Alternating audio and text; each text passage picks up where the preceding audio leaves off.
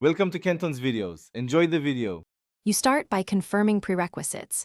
Make sure iOS is updated and you have Wi-Fi or cellular, because Apple ID creation requires a network connection.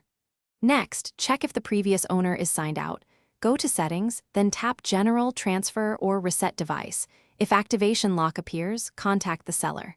Once done, prepare an email and a reachable phone number. You'll use them for verification.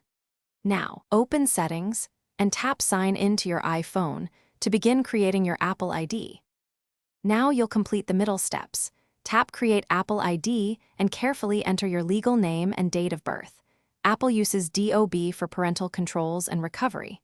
Choose either your existing email or get a free iCloud email address. Pick a strong password and save it in a password manager. Make sure to enable two-factor authentication when prompted. Apple will send verification codes to your phone or email, and you must enter those to confirm your account and link it to this device.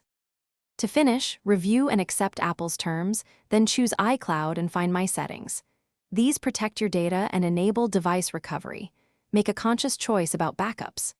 After accepting, sign into the App Store, iCloud, FaceTime, and Messages with your new Apple ID to sync content. If you hit activation lock, missing verification codes, or update errors, try resetting network settings, reboot the iPhone, and ask the seller to remove the device from their account. That resolves most ownership or activation problems. Thanks for watching. Consider subscribing if we helped you.